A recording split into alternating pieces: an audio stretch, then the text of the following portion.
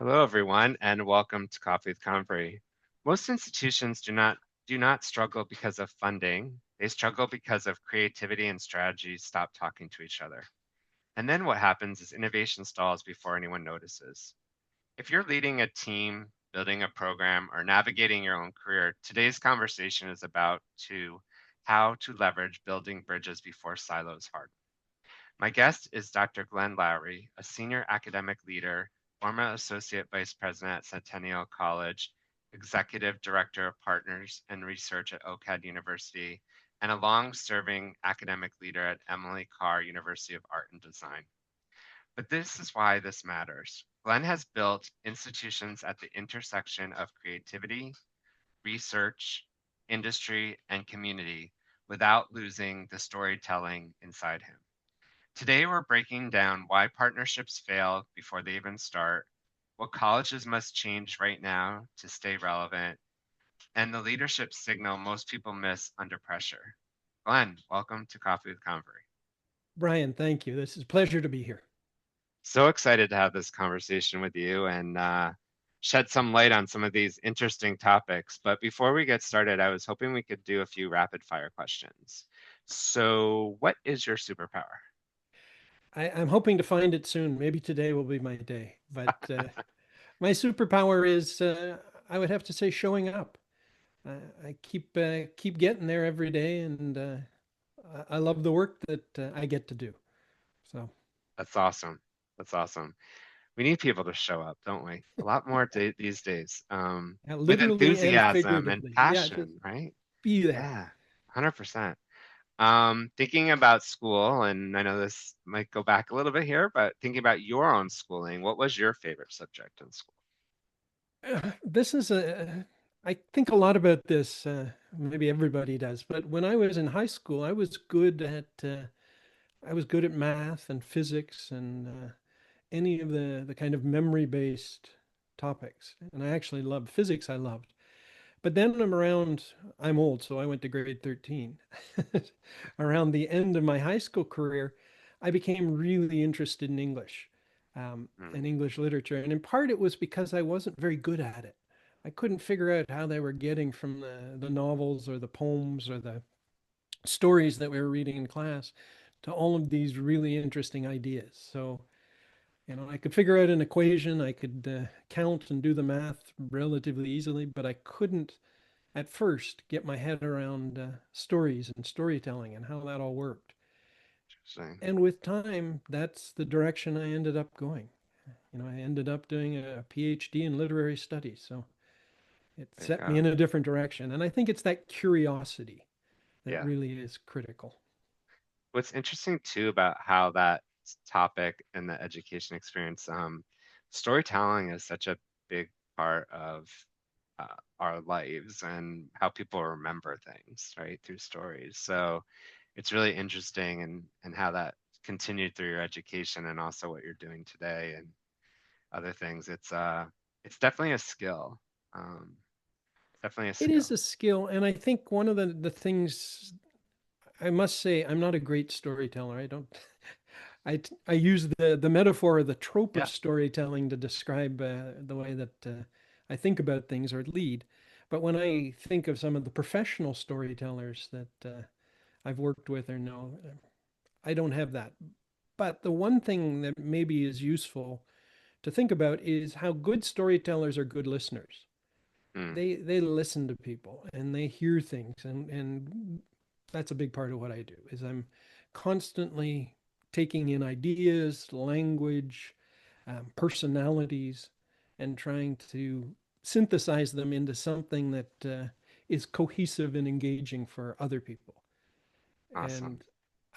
And I say that because often people think that storytellers just start talking. They're the people who like to talk the most. Yeah. Sometimes that's true.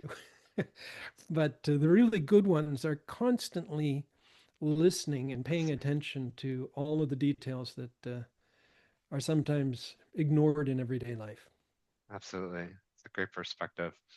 We all start somewhere in our career. What was your very first job that you remember? Officially, I like to say my first job was teaching swimming because then it makes me a teacher Ah, from whatever 16 to yeah. the present. But truthfully, my first job was as a busboy in the basement of Simpson Sears. Um, when I was probably 14 or 15, I went downtown on the streetcar, down into the basement of Simpson's, and moved around dirty dishes. There you go. And I don't know what I learned from that, except that probably I didn't want to do that for the rest of my life. Yeah. We had that in common. My first job was scrubbing pots, so it's Yeah, similar. so you know the smells and the noises that I'm Yeah. talking Yeah. 100%. If you had to describe yourself in one word, what would you choose? about. Well, I was going to say curious, but I already used that. So engaged. Engage. That's a good one. That's a good one. So let's go back a little bit to where it all started, where those early experiences and influences set you on the path towards this career in creativity, learning, and academic leadership. Um, could you tell us a little bit about that and how that all came to be? Okay, yeah, I told you a little bit about my high school pivot away from Yep. maths and sciences and into history and literature. But I think really one of the formative experiences I had is when I went to Trent. I did my undergraduate degree at Trent, and one of the remarkable things about Trent when I was there is it was a small institution, just about 3,500 students, I think. And it was a place where the professors would have offices more or less next to where the students lived. So in the same, you know, Hmm. your dorm room would just be above a professor's office. And so there was this democratic sense of kind of the division of space that you were, going down to breakfast and you would see a professor sitting in his office or her office doing something. And so that made higher learning more immediate, I think, in Mhm. some ways. And then the other thing that Trent was very good at is bringing in authors, whether it's Timothy Finley or Margaret Atwood, Margaret Lawrence. They were coming. So I had this sense, Mhm. or I learned at Trent, that literature was something that people did every day. It was a job. It was a vocation, perhaps, but it was not the idea that you get in high school. Shakespeare meant this or didn't mean that, or, Mhm. and you have to kind of take somebody's word at that. One of the things that I loved at Trent is I learned about contemporary literature and culture. You could phone up Michael Ondaatje and say, "Hey, when you name that character, whatever, did you mean this?" He may not answer. He may not take your call, but theoretically, you could do that. And it instilled a sense of culture as industry, culture as production, culture as people. It's not a painting on a museum wall or just a book in a library. It is something viable that people do every day. And that set me on a path. In my fourth year at Trent, one of the professors I had, Gordon Johnson, said, if you're thinking about grad studies, you should go out to Simon Fraser. Go out west where all those left-leaning experimental poets are. I think you'll love that. And that's what I did. I ended up Amazing. meeting many of them and working for years in that space. Very interesting. Interesting path that's taken. And thinking about being a poet and an editor and a really a cultural scholar, how has your creative background shaped the way you solve problems today and lead people and maybe even design those learning environments with that in mind? Yeah, that's a wonderful question, and I'm a little nervous to give too good an answer. If I can wrap that all up in a bow and make it seem intentional from the beginning, then I'm not telling the truth. Yeah. 'Cause it was disparate, sporadic opportunities, but there are some core things. It is a great question, and I think for me, being interested in experimental poetics, living in Vancouver at the time, as I said, that was people, and I participated in a number of different things. The Kootenai School of Writing was an active kind of cultural artist-run center in downtown Vancouver that had lots of events. So I got to participate in cultural production as a writer, as Hmm. an editor, as an organizer, as a ticket collector, as a sound guy in some instances, you know.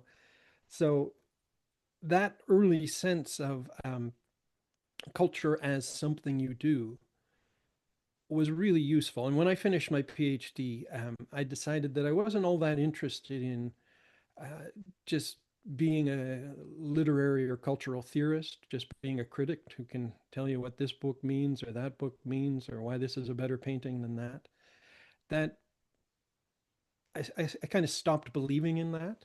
Hmm. And I redefined myself, at least rhetorically, as a production based cultural theorist. I wanted to get on the side of making things. I wanted to get alongside people who make books, who make art installations, who make music, who do performance, and learn what that means, what it Hmm. feels like, what it sounds like, and that would be central to my kind of scholarly pursuits. And it has been for the last 25 years.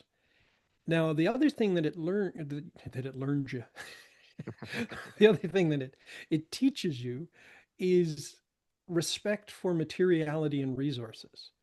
You know, it takes money to print books. It takes space to have events. It takes people to animate something. And so you have to be creative in how you bring those things together.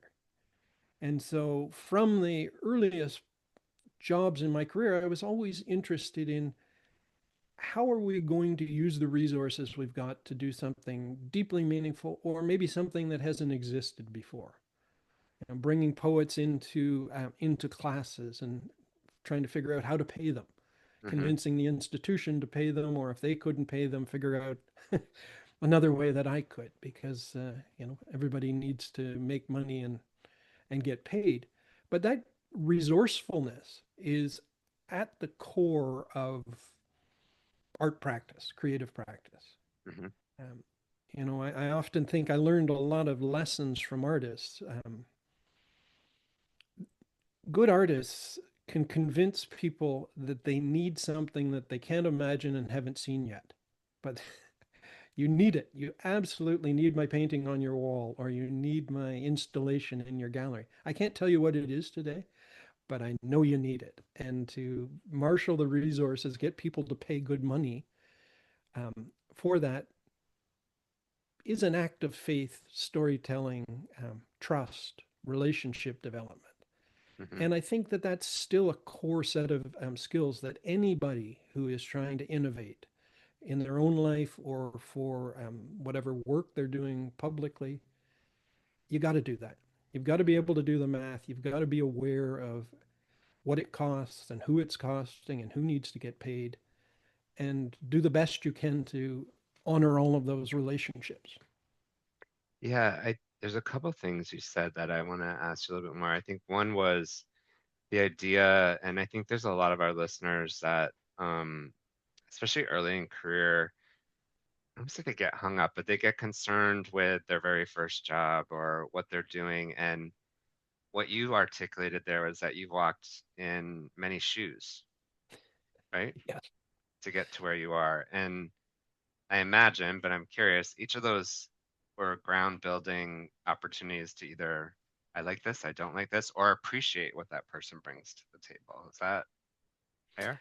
Yeah, that's fair. I think that's a nice way um, conceptualizing it. That, and I'll go with hung up. I think a lot of us, and I won't Yeah. just say young people, a lot of us get hung up on what has been pre-scripted. Yes. You know, I want to be this, whatever this is. I want to be a lawyer and a senior partner. Okay, great, but there really isn't a script to get you there. That people who've gotten those positions get them in a variety of different ways. You know, maybe they follow through the same educational and legal pathways, but everybody's different, and everybody finds their way to where they're going to be in a unique way. So I often when I and one of the things I love doing was working with grad students, advising grad students, or undergrad students who are getting ready to go to graduate school. What should I do? If I go here, this is a better school. Will it get me a job? I always push for what do you want to do?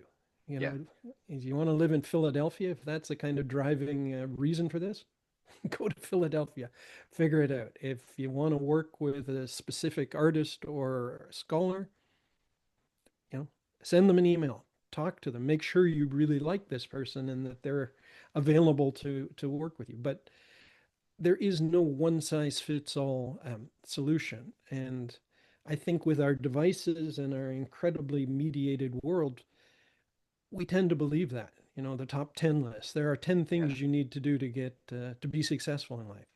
Right. Well, no, There's a it lot doesn't more work than that way. 10. You can do whatever you Yeah, want, really. Right. exactly. Do Yeah. whatever you want, but do it well and do it with full conviction And intention. Yeah, and 100%. attention. That's the right word. Yeah, no, I love that. And digging deeper on the relationships part, let's talk about the building partnerships because, it's been a big part of your world too, across industry, government, academia, communities. I think sometimes, partnerships is a word that may be, I don't want to say overused, but misunderstood because if it's transformational and not transactional, in my mind, that's what creates a partnership. But what do you believe makes a partnership truly transformational than transactional? Yeah, no, this is another topic that we could spend many podcasts Podcast in itself. unpacking. Yeah. But I think you're right. Partnerships have kind of become like the new community. The word community has been overused to the point where people start to distrust it. And I think we're getting there with partnerships. Everybody loves partnerships. Yeah. Um, until you try and do it, it's actually labor intensive.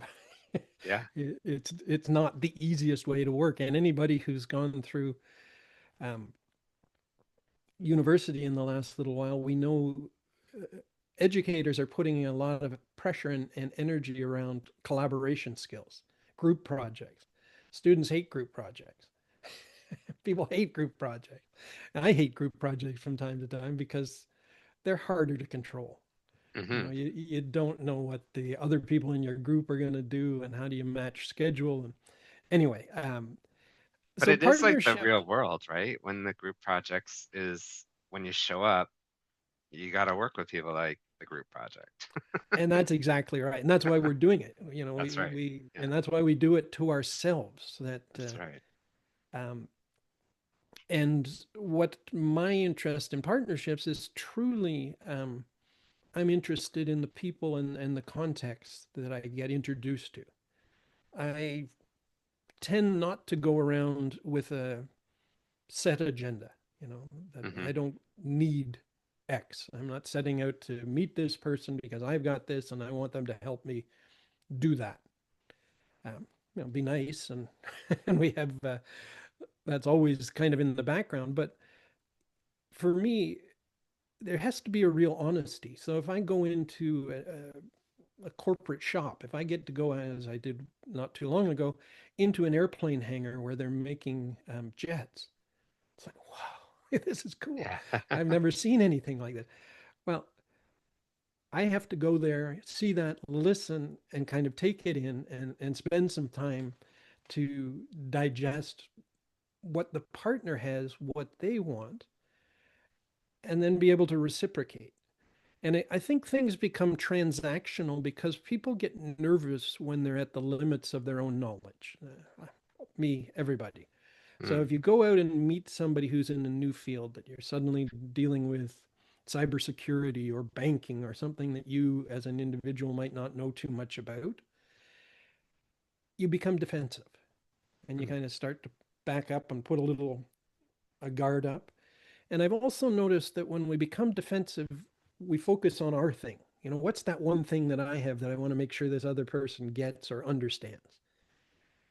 And when that dynamic starts to play out, then we've moved into a transaction. I'll trade you my one thought, my one thing for your one thing. And if it works out, great, we can work together. Those aren't the most meaningful partnerships in my experience. It's the most meaningful partnerships are the ones that take both partners to a place they didn't think they were going. That they came into it, they had a sense, you're an educator, I'm a manufacturer, probably we'll do something around training. We could use some skilled laborers you know, in our airplane hangar. You can provide that? Yes, of course I can. But when the conversation and the partnership becomes truly meaningful, you find out that there's something else that you can do. Hmm. And it's that something else that really keeps it driving the individuals and the organizations. Yeah. No. So Yeah. That makes a that lot of that was a sense. little Yeah. roundabout, but hopefully. No, no, totally. I think there's some really good points there. Thank you. And let's talk a little bit about higher ed and you've driven major work in online learning, applied research, program development, and higher ed post-secondary has had a couple years, the past few years that have been super challenging in the environment in which they work in. Where do you see the biggest opportunities for colleges and universities to maybe innovate right now? um, yeah, no, this is something that we talk about through EduFirm daily. These are the conversations we have. I think the sector has taken a beating with the change in immigration policies and the lower numbers of international students. And in some ways, that was probably necessary. That things had grown very quickly without a lot of intent, and um, there were serious breakdowns in the system. And so I think we're now back at a stage that's intentional. What do we want? What can organizations do? What does a polytechnic or college or a university have to offer to the learners, to community or industry partners, to government, to um, other partners around the world? And that type of self reflection is really, really important. But Hmm. it goes back to my point, I think, about resourcefulness and creativity. And so you have to do a deep dive on your own institution and Interesting. figure out where are your strengths. What is it? Um, they call it in sociology appreciative inquiry. What are we good at? What do we like? Let's focus on that. Um, let's not try and be like everybody else. In fact, that may have gotten us in trouble to begin with. Everybody had the same business programs running at every institution across the country. Fine, those are good programs, but maybe there's something else that an institution can offer. So, where are those strengths? And that's a difficult conversation to have internally because Lots of who gets to decide stakeholders. what a strength is? If you're going to be strategic, every faculty member, every prof, rightfully so, likes their area of study. Um, but is it a defining kind of direction for the institution? Possibly not. Mm, You're still going to need people to do all the different things, but of necessity, one program, maybe it's hospitality, maybe it's aerospace, maybe it's carpentry, maybe it's wastewater management. Those are institutional strengths. hmm. And you have to lean into it. And that takes leadership. It takes leadership to figure it out, kind of say. And because you have to have a sense of the outside world, who Right. who values this institution and why do they value it. You have to do a pretty good assessment internally. Do we have the people? Are they enthusiastic about trying to do new things? Do I have to talk with the faculty association or other unions to make these things happen? That's okay. If so, what is the conversation? What is the value add for all participants? And those kinds of assessments and difficult conversations take take some skill and take a while to develop, to have the capacity to want to do that. And I think that is the major differentiator now across the sectors. who have the teams and the leadership that know the depth of institutional power. You Hmm. know, if I can use this phrase, we're in the business of higher education. Yeah. But what part of that business are we are we in? Are we training paralegals? Are we training historians? Are we training social workers? Are we training mechanics? We have to know, and we have to know that those are all incredibly valuable contributions to society, but they're different. Hmm. And the system didn't need to differentiate. There were just so many students coming for the last, well, since the pandemic, basically, and it had begun before that. It was just find space. And so Yeah. everybody was basically in customer relations. If you keep the customers happy and coming back, then everything's okay. Well, now we have to be a little bit more creative about why would people come and spend their time and energy and money with us.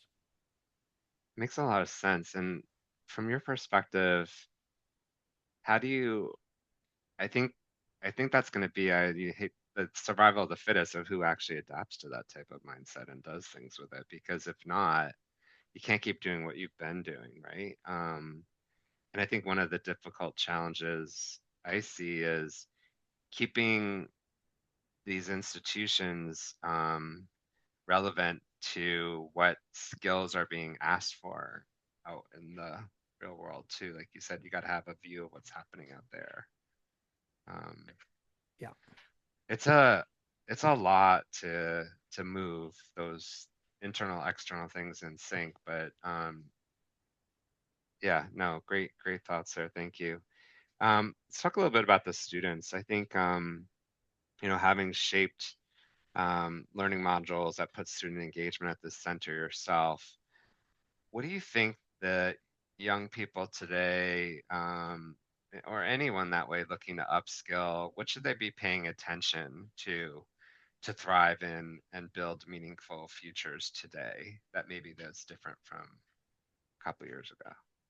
Yeah, that's a great question. I was going to talk about when we were talking about institutions. I was going Yeah, to say that one of the very valuable commodities right now is your capacity to manage risk. That if you're too risk adverse, you're dead in the water. yeah, And so you have to be willing to take on risk, and taking on risk is not just doing risky things, not just doing things you shouldn't do. It's making informed decisions that expose you to potential failure, but also success. That there can't be success without the risk of failure. And I think that as a learner is incredibly important. hmm, I always like to encourage people to do that thing that you're interested in. You know, maybe you've been an accountant for 10 years and you've decided that I've had enough, or the company has changed and you're looking at a new job, a new career direction, and you always wanted to do photography. Well, do it. See where it goes, because photography could probably use more people who have accounting skills. I've known a lot of photographers who have trouble tracking the money. yeah, So, trust yourself, trust those interests, and don't be afraid to take the risk. I'm not saying do stupid things. Don't mortgage your house and decide you want to be a ballet dancer at 50 and right, then be disappointed when you can't cut it with the 18-year-olds. yeah, But you get my point that, yeah, if 100%, yeah, risk is directly related to success. So the more you're invested in being successful, the more you're putting yourself at risk. And that's okay. yeah, It's okay to do that. You just have to be aware and mitigate to the best of your ability. absolutely. Thinking about leadership, and there's a difference. This is another topic I love talk. Management versus leadership, they're not the same thing. They're not the same. Um, and you know this, so you've led teams through complexity, transition, and growth. What do you think? Because I have a belief that everyone can be a leader in what they're doing, and really perfecting those skills. But what do you think? one leadership you skill that you believe even emerging professionals should work on early to get started in this sort of mindset of being a leader, not necessarily a manager, but being a leader of their own? I would say, the quick and easy answer that we'll hear a lot these days is empathy. Um, Cultivate empathy. Um, and when I say Yes, empathy, I please. don't mean just feel what other people are feeling, but go into most as many situations as you can with a deep interest in what somebody else is bringing to that conversation. And as you get better at that, you're setting yourself up to be a leader because they say you're not a leader if nobody's going to follow you. and Hmm. and often we don't choose to be leaders as much as we are chosen to, and people just kind of want to go in a direction that we were going in, and suddenly you find, oh yeah, I guess I'm leading here. And I think it comes out of that true interest in other people. And when I've been most effective, the roles that I've had over the last 25 or 30 years that have been the most meaningful and challenging to me are the ones where I feel blessed to have the people around me. They're not doing what I want. I'm helping them. I'm following what they're doing Yeah, and amplifying and seeing how that can create new opportunities. And I think that's where, I've met a lot of leaders, and most of them tend to be a little bit introspective, soft spoken, know how to show up and just say the right thing at the right moment to get us over the hump. The bad leaders, and I've met even more of them, are the ones who think they know what they're doing, tell everybody what to do, and push in a direction regardless of buy-in from their team, regardless of negative feedback from external forces. They just charge ahead and keep doing it. And yeah. so I think if you can be different than that, That's a great maybe perspective. Yeah, let me thank you. just add one of my favorite lessons or metaphors. If you're a musician, they say the hardest thing to learn to play is the pauses, play the rests. And so you have to learn when not to play, when to sit Yeah, and let the other people play. there you go. That's a really cool analogy there. I love that. Yeah, 100%. And I think I tell young people today that you going into these organizations or taking ownership of your own career, if you lead with things like empathy and vulnerability and some of those things that really matter, you're going to make the changes that some other generations were afraid to be that. Um, Absolutely. right. And it's not a sense, it's not a sign of weakness to be empathetic and vulnerable and all those things, but yet my generation and above also I think have been taught that was what it was, and it's those end up being the bad leaders. Right, to your I, point. I think you're right. And there's a misconception, that leaders are these tall, handsome folks who are extroverted and Yeah, charge ahead. Some are, yeah, and some aren't. but leaders come in all shapes and sizes, and the ones I think that I gravitate towards are more introspective, more introverted than anything. Yeah, yeah, So interesting. We talked earlier before we got started a little bit about career pivoting and sort of challenging that time where you think, hey, maybe it's time to try something else. And there are a number of listeners who are going through this right now, or thinking about what's the next chapter. I want to switch out of this. Like the accountant, I've been this for so many years. What's a career pivot that taught you a lesson that you still carry with yourself today? yeah, I think in some ways every role that you take is a type of pivot. And if you move across institutions or across the country, outside the country in some instances, as I have, those are all Hmm. they require you to pivot and to figure out a new way of being in the world. But I would say that there's two that I might highlight. One, as I was finishing my PhD, when I was doing my PhD, I was a rep for the teaching and support staff union. And I spent a lot of time negotiating around workplace problems, violence, infractions. Yep. And I became very disillusioned. It became hard to imagine that I was going to continue on, finish my PhD, and move into the world of academia because I was seeing so many flagrant abuses of power and entitlement. And so that slowed me down, and I thought, oh, I don't know if I can do this. And but I had to also make money, that thing. So I'd stop sessional teaching. I'd stop being a TA. I was wondering what to do, and I ended up in a situation where I started to do communications work with people in industry Hmm. who recognized something that I hadn't recognized, that my ability to read, write, speak, and synthesize complicated um, thinking on the fly was actually useful to them. And so I came in, I did some work with the leadership at T&T grocery stores to help them as they were nationalizing that organization. And it gave me direct insight into kind of the corporate world. And, as a art student and a fledgling poet, that was a different, that was a polar Okay. opposite to what I saw most days in the artist run centers and the bars and neighborhoods I was hanging out in.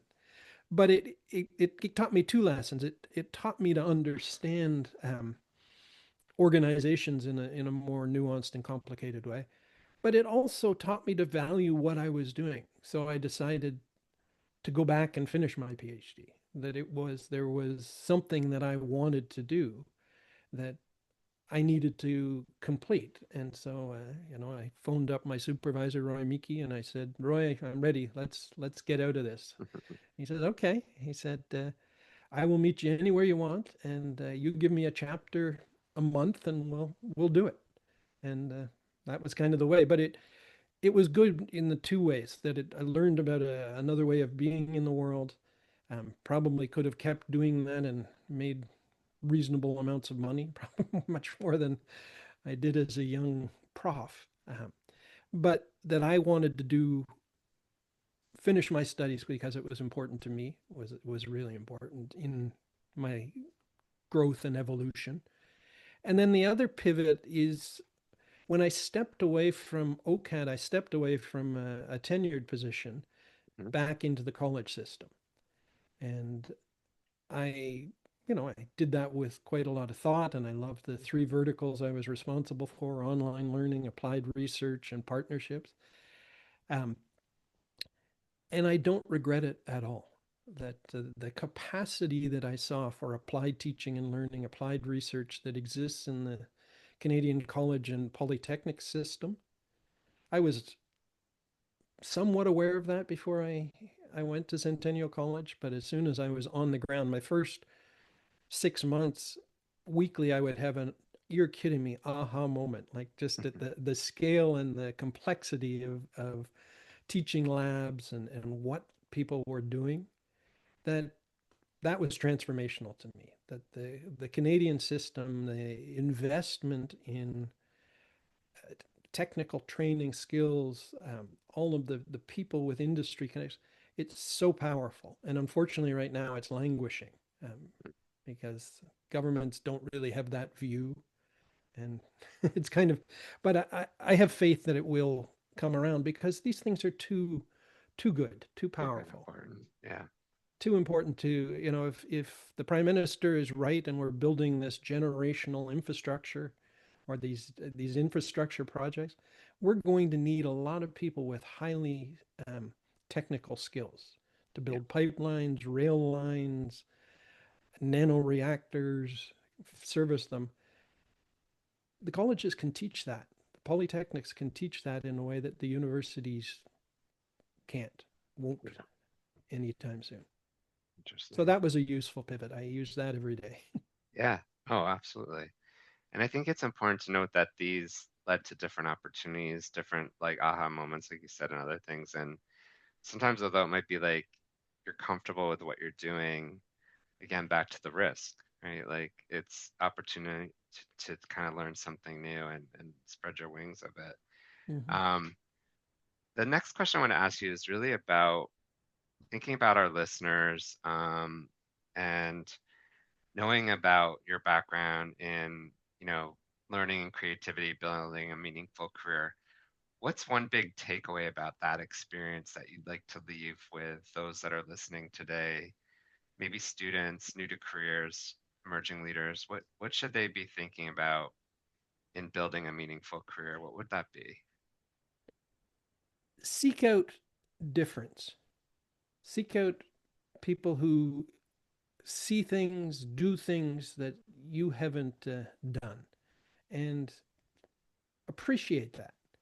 That often we resort to what we're comfortable with. We do the jobs. You know, my father was a teacher. I was never going to be a teacher.